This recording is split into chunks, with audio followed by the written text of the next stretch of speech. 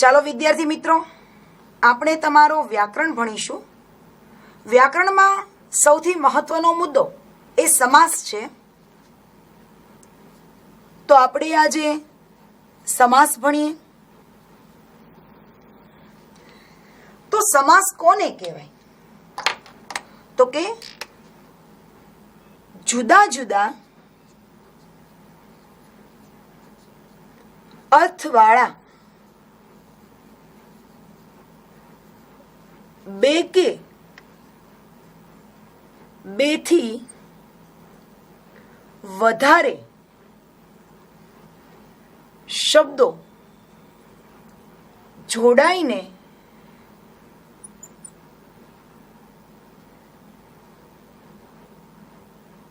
એક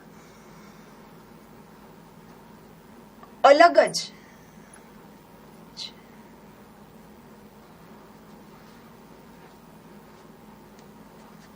અર્થવાળો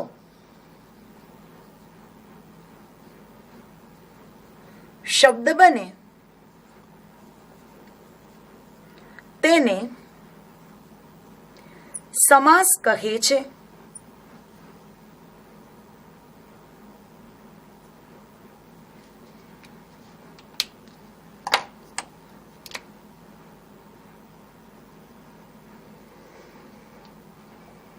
તો સૌથી પહેલા આપણે સમાસના પ્રકાર જોઈએ.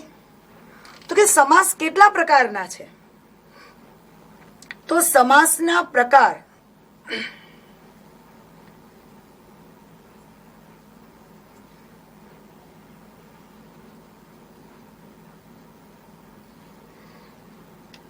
તો પહેલો સમાસ છે એ દ્વંદ્વ સમાસ.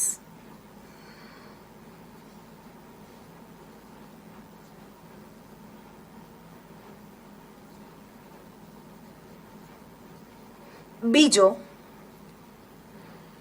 તત્પુરુષ સમાસ.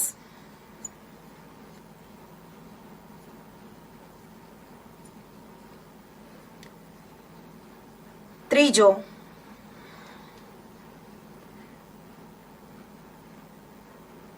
દ્વંદ્વ સમાસ, તત્પુરુષ સમાસ, ત્યારબાદ મધ્યમ પદલોપી સમાસ.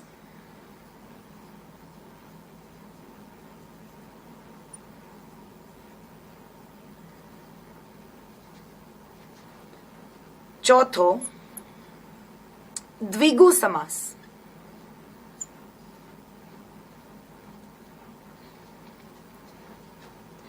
પાંચમો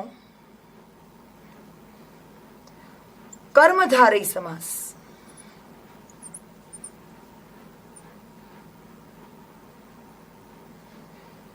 છઠ્ઠો બહુવ્રીહી સમાસ.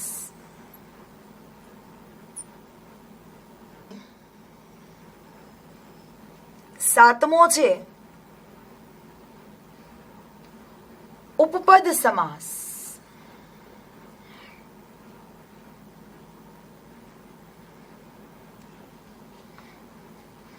તો આ 7 પ્રકારના સમાસ છે. એમાં આપણે પહેલો પ્રકાર દ્વંદ્વ સમાસ જોઈએ.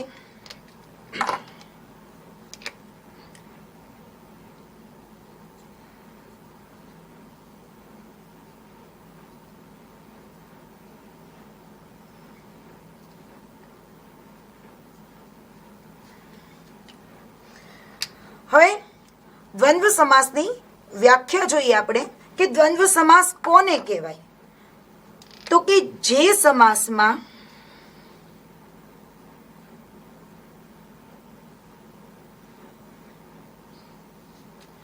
જુદા જુદા અર્થવાળા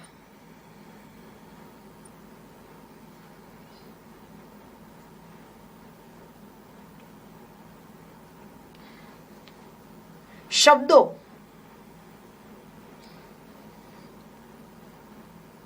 સમાન અર્થ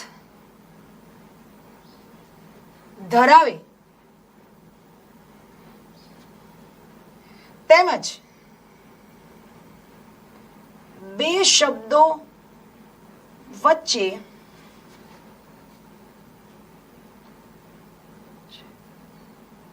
સમુચ્ચય કે વિકલ્પનો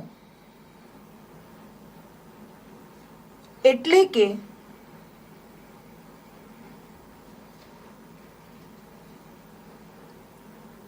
અને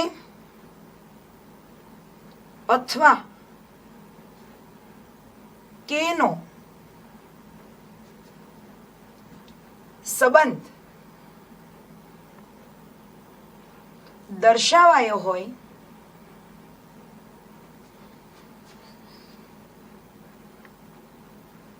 ત્યારે દ્વંદ્વ સમાસ બને છે.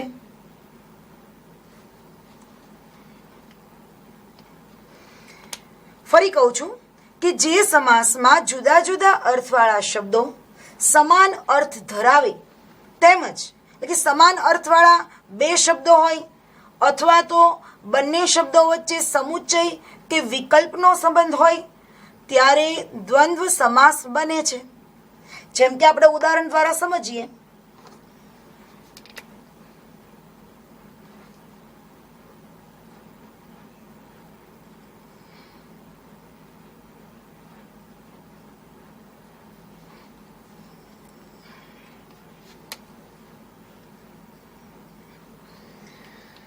ઉદાહરણ જોઈએ તમને ઝડપથી સમજાય કે દાખલા તરીકે ચીજ વસ્તુ,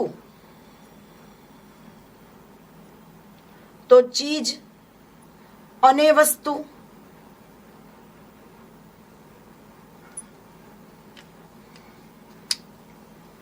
એવી જ રીતે જવા આવવાના, જવા આવવાના, તો જવા કે આવવાના.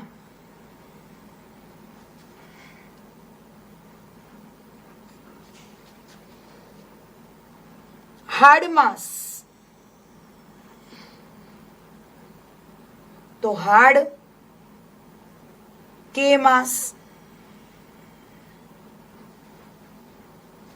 દાવપેચ, તો દાવ અને પેચ. ત્યારબાદ છળ કપટ, તો છળ અને કપટ.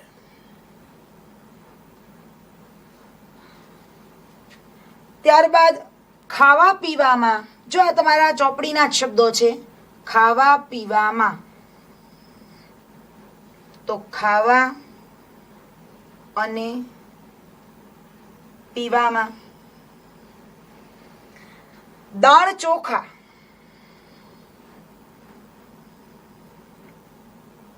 તો દાળ અને ચોખા.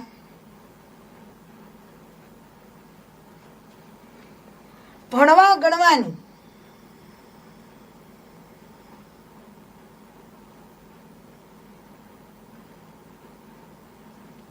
તો ભણવા અને ગણવાની.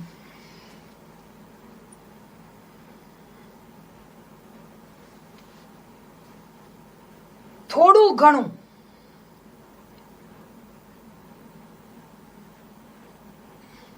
તો થોડું અને ઘણું.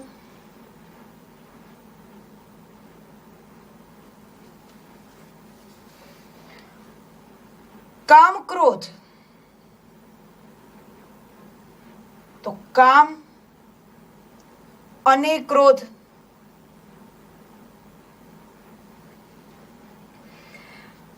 ત્રણ ચાર, ત્રણ ચાર, તો ત્રણ અને ચાર. આ રીતે રાત દિવસ, તો રાત અને દિવસ. માતા પિતા, તો માતા અને પિતા. આ રીતે બે શબ્દો અને કે અથવાથી છૂટા પડે ત્યારે દ્વંદ્વ સમાસ બને છે. રામ લક્ષ્મણ, તો રામ અને લક્ષ્મણ. ફૂલ, ધૂપ, દીપ, નૈવેદ્ય, ચાર શબ્દો છે, ધૂપ, દીપ, નૈવેદ્ય 3 શબ્દો છે. તો આ 3 શબ્દો એ પણ આનેથી જ છૂટા પડે. આ રીતે સમાન સામગ્રી હોય, જેમ કે જો આપણે કીધું કે ધૂપ, દીપ, નૈવેદ્ય, તો નિવેદ ભગવાનને જે ધરીએ એ પણ ભગવાનને જ લગતી એક બાબત છે. તો 3 શબ્દો ભગવાનની બાબતની આવે એટલે અનેથી છૂટું પડે તો દ્વંદ્વ સમાસ બને. ફરી એકવાર નજર કરી લઈએ ઉદાહરણમાં.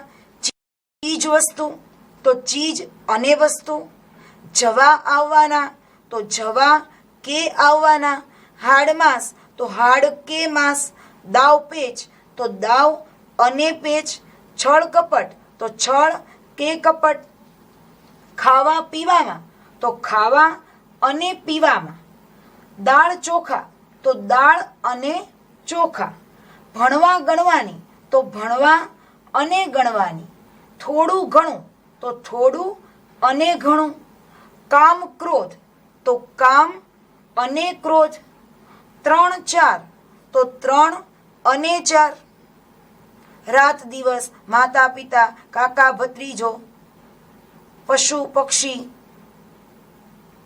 આ રીતે 2 કે 2 થી વધારે શબ્દો અને અથવા તો કે થી છૂટા પડે ત્યારે દ્વંદ્વ સમાસ બને છે. ચાલો ત્યાર પછીનો બીજો સમાસ જોઈએ, તત્પુરુષ સમાસ.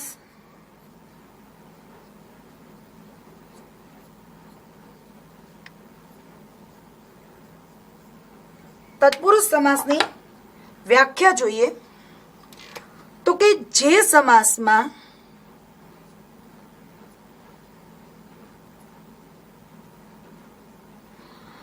પ્રથમ પદ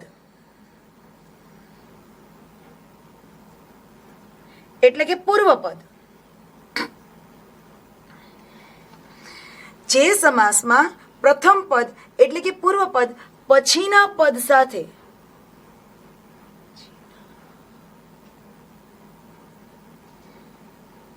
પદ એટલે કે ઉત્તર પદ, જે સમાસમાં પ્રથમ પદ પછીના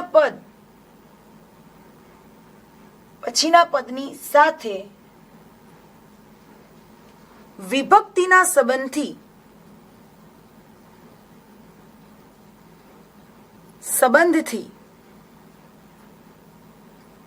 જોડાય ત્યારે તત્પુરુષ સમાસ બને છે.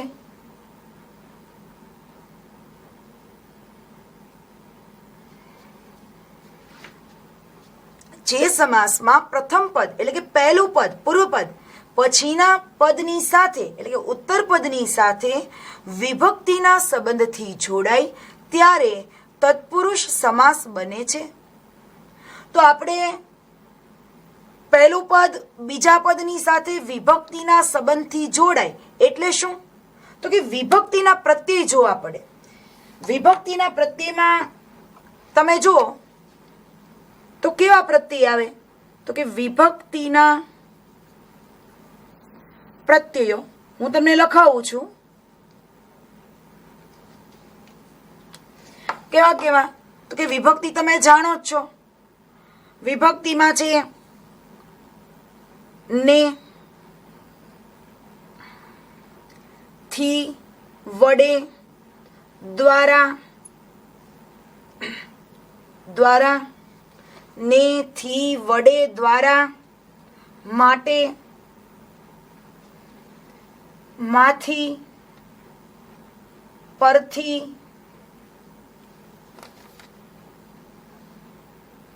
નું, નો,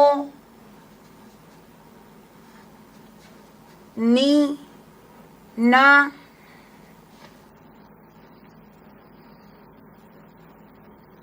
માં, ઉપર, ની અંદર,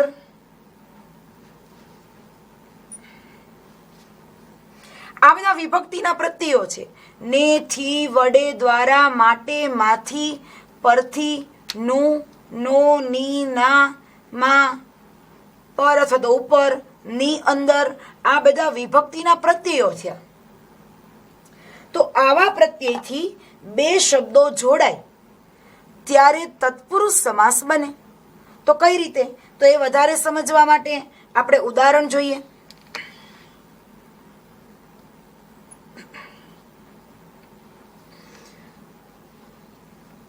જોઈએ ઉદાહરણ, તમને ખ્યાલ આવે. પહેલું ઉદાહરણ છે સૂર્ય મંદિર. તો જોજો, સૂર્યનું મંદિર.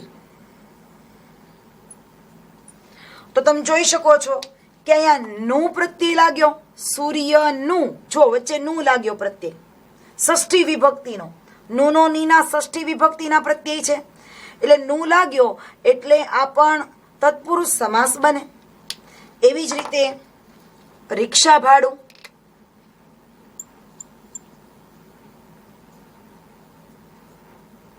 તો રિક્ષાનું ભાડું. અહીં તમે જોઈ શકો છો કે નું થી જોડાણું એટલે પણ તત્પુરુષ સમાસ. હવે જોઈએ રાવણ વધ. તો રાવણનો વધ. જો નો નીના નો છે તો એ પણ તત્પુરુષ સમાસનું ઉદાહરણ છે. ત્યારબાદ દેશ પ્રેમ. તો દેશ માટે નો પ્રેમ. તો અહીંયા તમે જોઈ શકો છો કે નો લાગ્યું.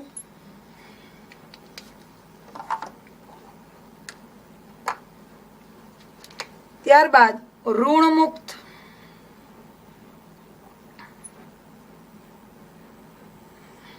તો ઋણમાંથી મુક્ત. તો જો ઋણ માંથી મુક્ત. તો માંથી પ્રત્યે પણ પંચમી વિભક્તિનો છે, એટલે આ પણ તત્પુરુષ સમાસ છે. મનગમતું. મનગમતું. તો મનને ગમતું. તો જુઓ અહીંયા ને પ્રત્યય લાગ્યો છે, તો ને લાગવાથી આ પણ તત્પુરુષ સમાસ છે. ત્યારબાદ સ્વર્ગવાસ.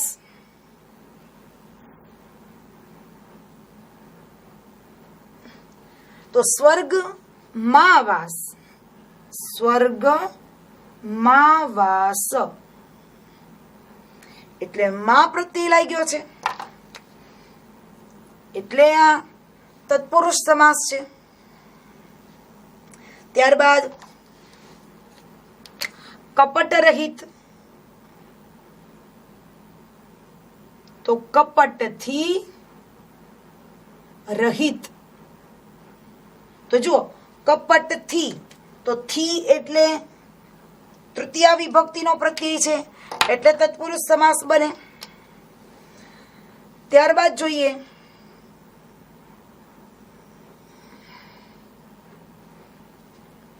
પરસ્ત્રી. તો પરસ્ત્રી તો પારકાની સ્ત્રી. તો આ પણ ની આવ્યું એટલે આ તત્પુરુષ સમાસ છે. ત્યારબાદ જુઓ તૃષ્ણા ત્યાગી.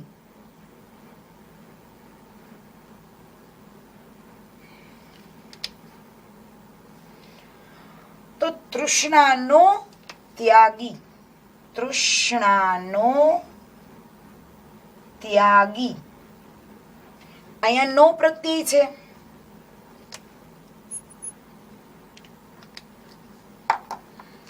ત્યારબાદ સૂર્યાસ્ત. તો સૂર્યનો અસ્ત. તો જુઓ અહીંયા નો છે, સૂર્યનો અસ્ત.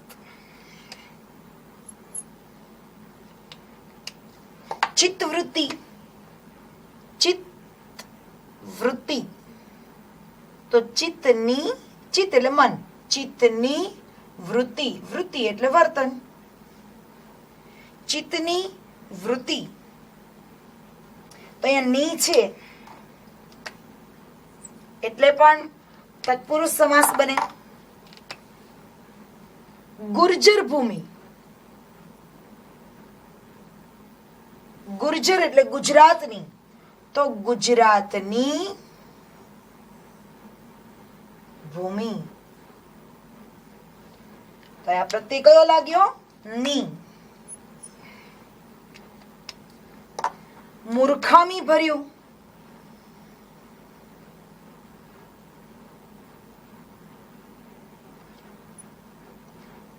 તો મૂર્ખામીથી ભરેલું. તો જુઓ અહીંયા થી પ્રત્યય લાગ્યો છે.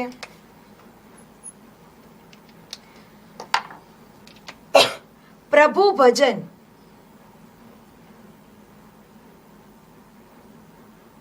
પ્રભુ ભજન, તો પ્રભુનું, પ્રભુનું ભજન. તો અહીંયા નો પ્રત્યય લાગ્યો છે એટલે કે આ પણ તત્પુરુષ સમાસ બને. તો આપણે જોઈએ ઉદાહરણ કે સૂર્ય મંદિર, તો સૂર્યનું મંદિર, નું પ્રત્યય છે. રિક્ષા ભાડું, તો રિક્ષાનું ભાડું, નું પ્રત્યય છે. દેશ પ્રેમ, તો દેશ માટેનો પ્રેમ, તો જો માટેનો, આ માટેનો છે એ પ્રત્યય લાગ્યો છે. ઋણ મુક્ત, તો ઋણ માંથી મુક્ત, તો માથી પ્રત્યય લાગ્યો છે. મન ગમતું, તો મનને ગમતું, તો ને પ્રત્યય લાગ્યો છે. સ્વર્ગવાસ, તો સ્વર્ગમાં વાસ, તો માં પ્રત્યય લાગ્યો છે. કપટ રહિત, તો કપટથી રહિત, થી પ્રત્યય લાગ્યો છે. પર સ્ત્રી એટલે પારકાની સ્ત્રી, તો ની પ્રત્યય લાગ્યો છે. તૃષ્ણા ત્યાગી, તૃષ્ણા નો ત્યાગી, નો પ્રત્યય. સૂર્યાસ્ત, સૂર્ય નો અસ્ત, નો પ્રત્યય છે. ચિત્તવૃત્તિ, ચિત્તની વૃત્તિ, તો ની પ્રત્યય. ગુર્જર ભૂમિ, તો ગુજરાતની ભૂમિ, તો ની પ્રત્યય છે. મૂર્ખામી ભર્યું, તો મૂર્ખામી થી ભરેલું, તો થી પ્રત્યય છે. પ્રભુ ભજન, તો પ્રભુનું ભજન એટલે નું પ્રત્યય છે. તો આવી જ રીતે નું, નો, ની, ના, થી, વડે, દ્વારા, માંથી, પરથી, માટે આવા વિભક્તિના પ્રત્યયથી બે શબ્દો જોડાય ત્યારે તત્પુરુષ સમાસ બને.